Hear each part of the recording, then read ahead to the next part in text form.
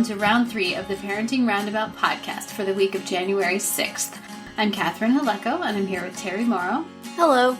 And Nicole Eridix. Hi there. We're moms of teens and young adults, and when it comes to parenting, we've been there, done that, bought the t-shirt. But we're still waiting for that day when we'll reach the finish line and have no further need to lay down in a dark room with a wet rag over our eyes, worrying about something or other. Wednesday is complaint day here on Parenting Roundabout, and Nicole has a complaint about her new phone. Aww. Mm-hmm.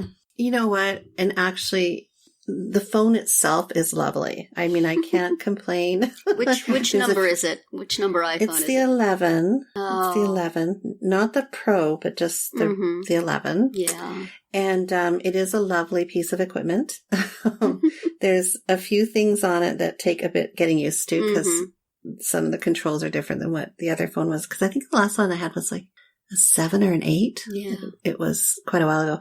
Anyway, so it was on its, it was on its last legs. Right. So I did the upgrade. And, but let me tell you, I don't know if it's because I'm turning 50 soon or if Apple needs better writers, but I could not follow the instructions on how to set it up.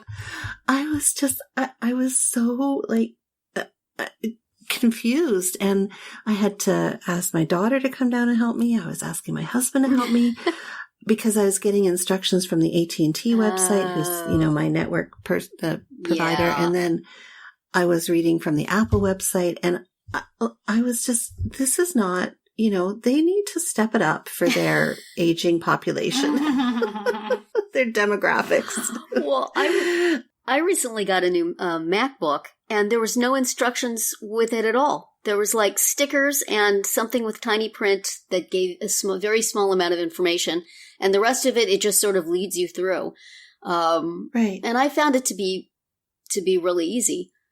And it's a good thing because I had nothing to go by. Yeah. I'm used to those days where you would buy an expensive piece of equipment and it would come with a manual. And you would read through the manual and then you would say, okay, I think I got it. And go to set it up. And this is just like, just turn it on, Grandma. It's fine.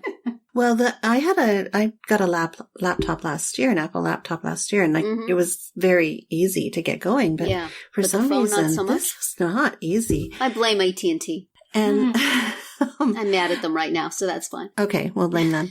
But the irony is that for Christmas, we, so for several family members, we all kind of pitched in and got my in-laws an iPad. And they haven't been able to get it going or set up. And we've been getting a little frustrated because we're like, what's the problem? Just turn it on and get going. Well, that's come around to bite me because now I'm like, I feel really inadequate when it comes to setting this up. So, but at the same time, I really do think that either AT&T or Apple, they need to get their, they got to start looking at different ways of making their items accessible. A little more hand-holding for the older population. Exactly. But do you have kids you can ask to help you? Because in my house, I'm the expert on all this stuff. Right. So people ask me for help. I don't have anybody that I can go to and say, hey, child, set this up for me, will you? I feel like I need to know how to do it. And I mostly do, but I've not been so frustrated by the setup of my new devices lately as by not being able to fix them when they break. I used to feel super competent I've had Macs since like 1990, and I used to be able to, if something went wrong, I could fix it. I would go online, I would see what people did, I would fix it, and it would work.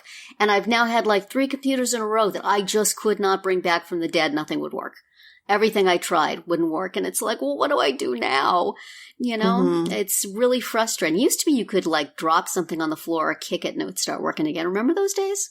Or unplug it and then plug it back in. Unplug it and plug it in. That would work. Or used to be you could pop the battery out, but of course you can't do that anymore. I miss the days when I could just give something a good whack and it would kind of shiver and then come back to life. And now they've just gotten so technical that they're beyond my ability to do anything with. And truly, I bring them to the Genius Bar and the Mac store, and they can't do anything with it either. So I miss those days. I miss those days when I felt like I could handle Yeah. stuff. Yeah, Mhm. we're having an issue with Netflix right now, which, I mean, first of all, I tried to download something on my phone, and it said you've downloaded onto too many devices, so you can't anymore.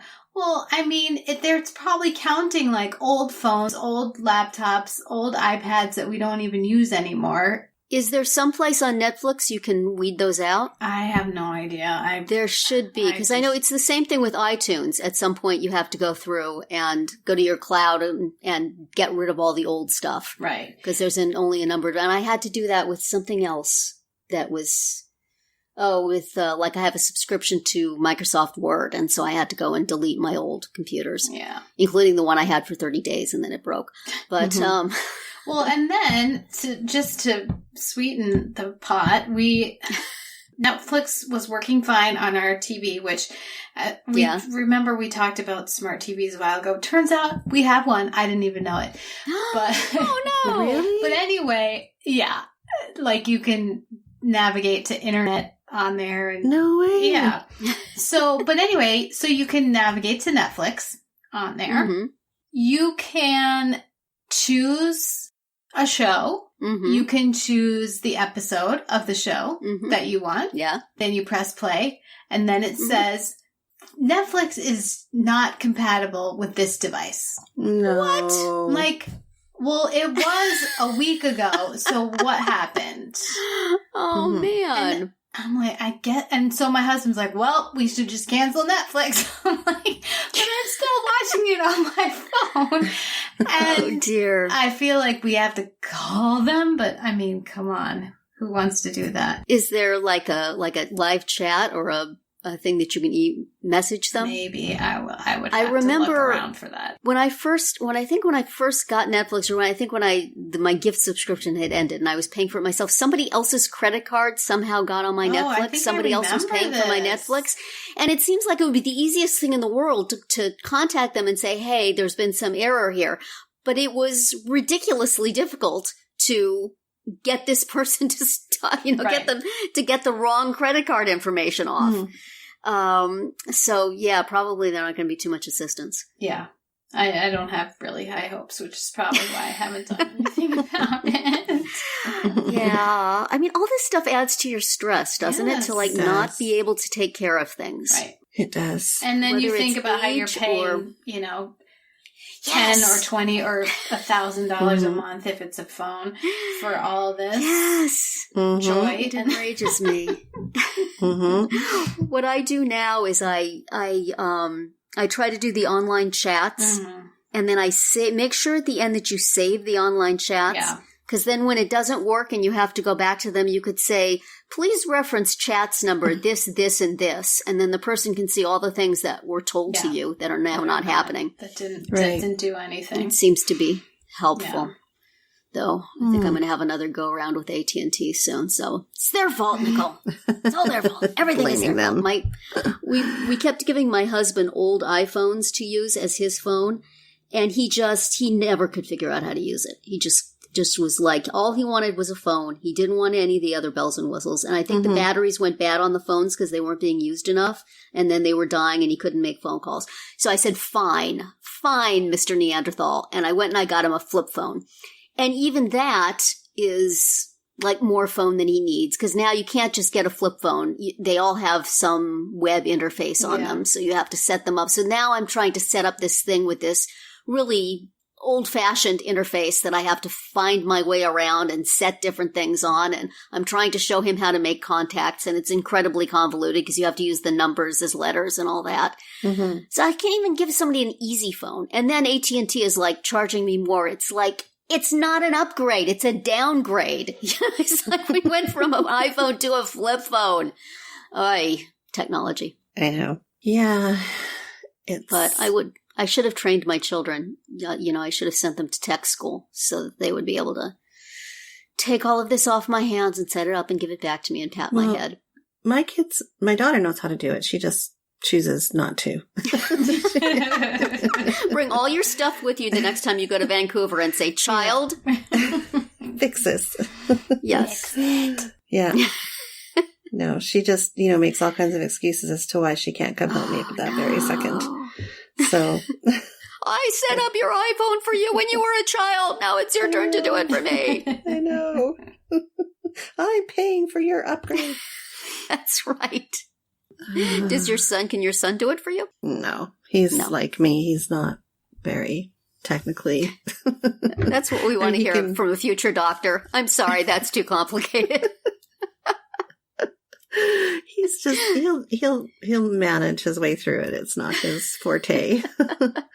So, how about you, Catherine? Do your children provide assistance? Sometimes, but sometimes I'm like you, where they turn to me. Like, yes, my husband for sure does not. He gives up after 5 seconds. It's like, you figure it out. Yes, but like recently, he had to.